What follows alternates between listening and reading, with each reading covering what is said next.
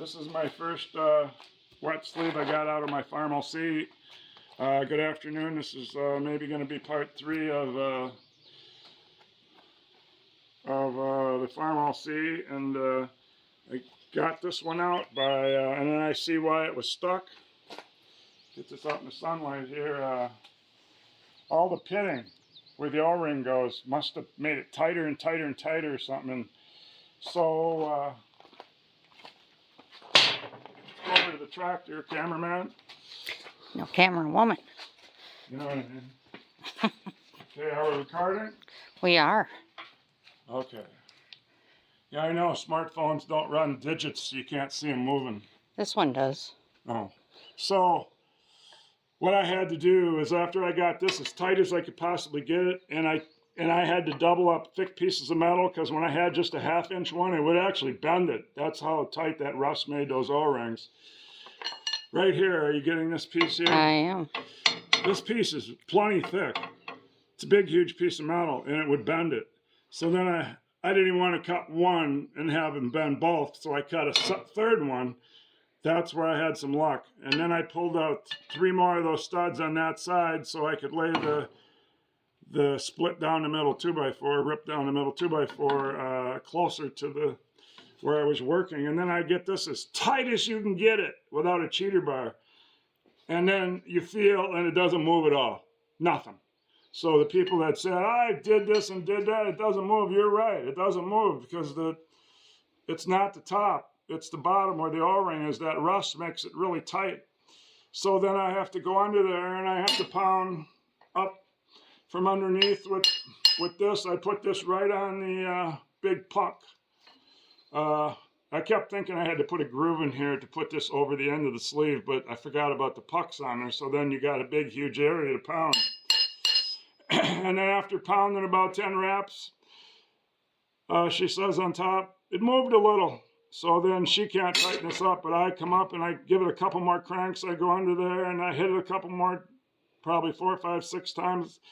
And she feels it and says it moved a little more. And then I moved it.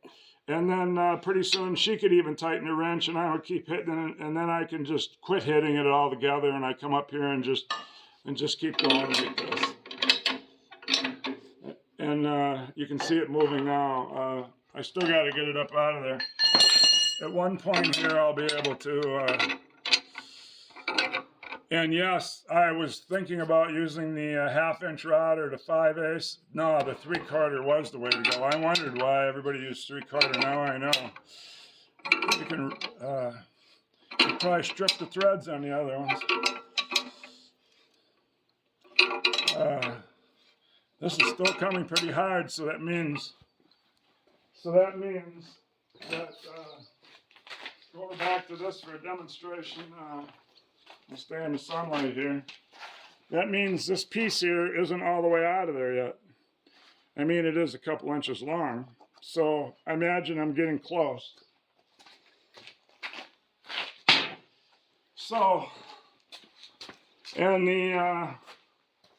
I got the puck double nutted, and the 3rd cylinder, I keep the crankshaft low way over, either this way or that way, so I can get the puck up on all of them. But this number 3 has a casting for the oil pump that sticks out. So I'm actually going to have to take the nut off the puck, put the rod down there, and put the puck up on there when I get up over the casting, tighten it up in there.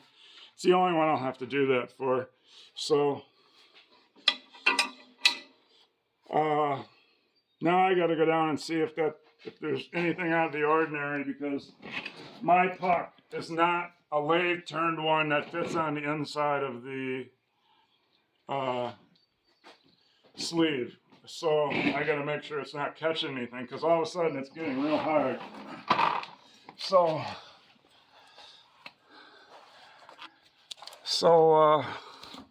Where'd it go? there it is up there. Yep, I bottomed out. And all I'm going to be doing there is bending my puck.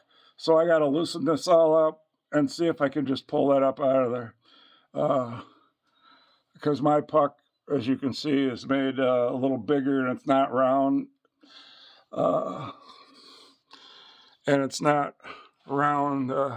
There's the first one we got out of there, big empty hole. So, all right, well, I'm going to conclude this and just figure that I got the rest of these out. And then tomorrow I'm going to start putting them back in. Thanks, camera girl. You're welcome. You're